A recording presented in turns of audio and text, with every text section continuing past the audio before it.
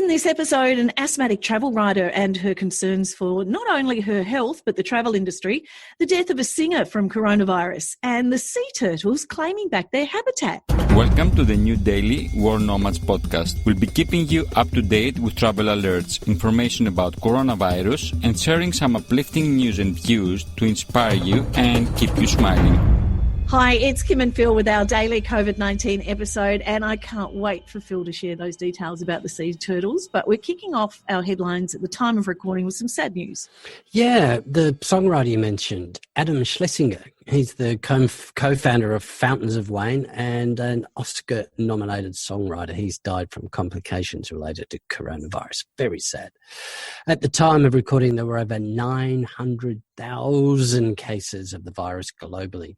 But there are some countries and places with no recorded cases of COVID-19. That's Palau in the Pacific, Corfu, one of the Greek islands, and there's a recurring theme here, Santorini and Mykonos, also virus-free, Tuvalu, the Solomon Islands, Lesotho in southern Africa, and Malawi. So I don't know. Doing right?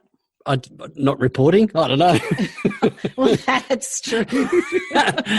And some good news in eastern India along the coast of Odisha. Sea turtles have taken advantage of the quarantine to claim back the beach. Go turtles. And they've reportedly laid something like 60 million eggs. Normally there'd be heaps of crowds on the beach disturbing them, which means they don't lay the eggs, or poachers there stealing the eggs. So that's a really good news story. Virgin Australia, one of the airlines here, is they of course wound back their services, but they're doing a favour to everybody. They're donating all the toilet rolls to charities around the country. Unbelievable. How much toilet paper do you think is on board all of the airlines in a year, Kim? Just for Virgin Australia? Enough to go from Sydney to Los Angeles.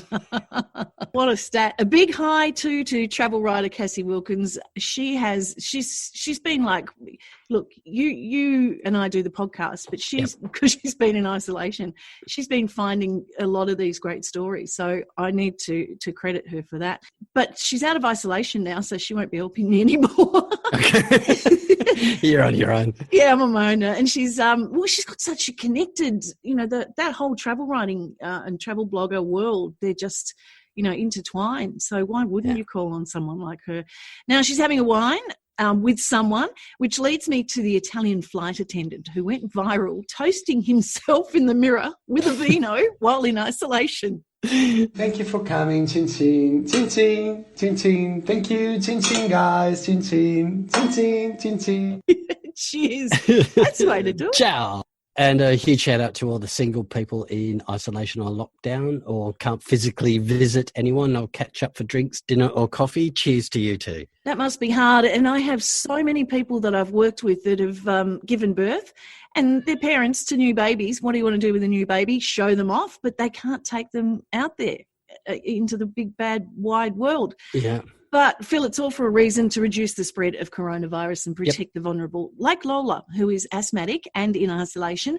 And not only is she worried about her health, but she's a travel writer in tough times. Yes, I focus mostly on travel. I've written for World Nomads a few times, but I also write for CNN Travel, Photos, Lonely Planet, The Culture Trip, and I also cover a lot of other beats as well. I write about sustainability. I write about wellness. I really love to write profiles of women of color who are doing amazing things in their communities. So right now I'm focusing a lot less on travel. Well, how has this pandemic affected your livelihood, really? It's really been shocking, I feel like my whole life I've been told not to put all my eggs in one basket, but all of my eggs were in one basket. I've been traveling full time for 5 years and writing about the experiences I have while I'm on the road and working with tourism boards and hotels and tour companies to help tell their stories, mostly focusing on projects that are community-based or sustainably led. I'm worried about myself and my own livelihood, but I'm also worried about all those small tour operators and little vegan restaurants I've been to, or places that are creating a safe haven for elephants that have been in the tourist industry, because they're all really going to suffer. There's no one who's going to bail them out. But personally, I've seen a major loss of income. I've lost thousands of dollars in confirmed stories have been killed. And then looking forward, almost none of my publications are accepting travel pitches right now. That leaves me pretty much out of work. And I was meant to be on a press trip right now in Ecuador, going to the Galapagos and the Amazon rainforest. So that then would have generated more work for me because I would have been writing about that. And in April, I was meant to go to Puerto Rico. I was working with the tourism board there to learn more about sustainability on the island. I'm really passionate about telling stories of rebuilding and how the community there has come back after Hurricane Maria. The impact is deep in the tourism industry. You know, they say that 1 in 10 people is employed by tourism. But I do believe that tourism will make a comeback, right? And that it's going to help the global economy when it does. And all these people who are cooped up inside their homes around the world, whether they're travelers or not, we're really having a rude awakening that life is short and precious. And whatever we're dreaming of, we should make it a reality. So I think we're going to see people traveling who maybe wouldn't even identify as travelers before, but maybe they've always wanted to see the Eiffel Tower. I think they're going to go for that trip once they can now. Well, before the world hit pause, we were suffering in a lot of destinations from over-tourism. Do you think that's going to be the case once the world opens up again? I haven't given that too much thought, but I do think it's interesting that, you know, when we talk about over-tourism, a lot of the conversation goes to destinations in Italy, right? Like Cinque Terre can only handle so many people climbing through the towns to go see all those colorful buildings. Venice is literally underwater more and more every year. So it's going to be interesting how those local governments decide to handle tourism moving forward, because there's been a lot of pressure on them from the local community for a long time, but now they really have a chance to revamp the way that they're going to accept tourism. So where are you at the moment? I am in Uruguay. I'm an Uruguayan American citizen, so I have double citizenship. My father is from here, and my parents retired here in June. And I decided to make it my home base for 6 months. I was meant to leave in March this month. And I've been traveling back and forth a lot the last 6 months, going on trips to the Caribbean and to the US for work. And now it looks like I'm here kind of for the indefinite future, which would be all right, but it's about to be winter. And I haven't lived through winter in 5 years because I have asthma and it's really difficult for me when it's cold out, which is obviously another big concern of mine right now with coronavirus. Absolutely. And you mentioned when you emailed me, and you just touched on family, then you have a sister in Washington who is also asthmatic. So my sister's actually on a flight on her way here right now. We finally were able to convince her that she's better off being with us, and Uruguay has shut down the airport. So she's flying to Brazil and will arrive tomorrow morning, and then we're kind of figuring out how to get her here using buses because she is really at risk. And in DC, she's by herself. So we want her to be here with us. She's in law school, so she was really hesitant to leave, but it looks like things in the US aren't going to be improving anytime soon so we feel more secure having her here with us, where we do have really good access to healthcare. And it seems like most people are taking it very seriously. We don't have a mandatory quarantine or shelter at home yet, but from my window, I can see all of Punta del Este, the city where I live, and every store is closed. And I only see people walking with bags that look like they've been to the market. So I do think people here are really taking it seriously.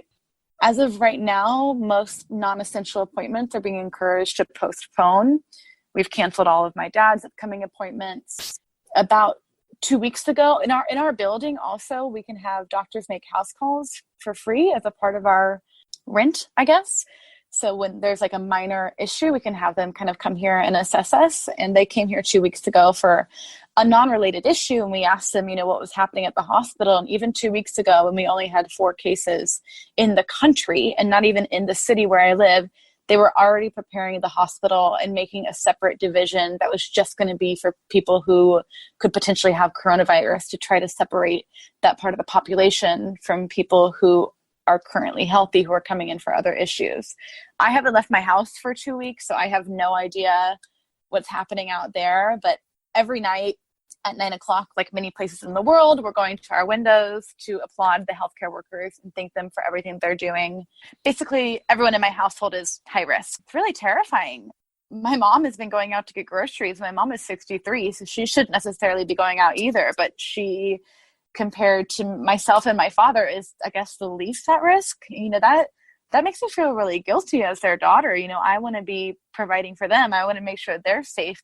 But unfortunately, with asthma, it's a risk we've decided as a family that I shouldn't take. Sounds bloody scary, Lola. It is. It's kind of reality, though. When you have a chronic illness, you're very used to avoiding people who are sick. It kind of comes with the turf. My sister and I have been diagnosed with asthma since we were young. So the kind of lifestyle changes we made back then, they've stuck with us our whole lives. So it's just kind of the norm. Thank you so much, Lola. Stay healthy. Yep. And while more than a dozen cruise ships remain stranded at sea, tomorrow, Phil, we speak to a man stranded on his boat in the Bahamas with his wife and baby as ports around the world deny entry. That'll be good. Oh, yeah, that's a tough one, isn't it? Look, if you've got a story you want to share with us, then email podcast@worldnomads.com. Bye. The World Nomads Podcast. Explore your boundaries.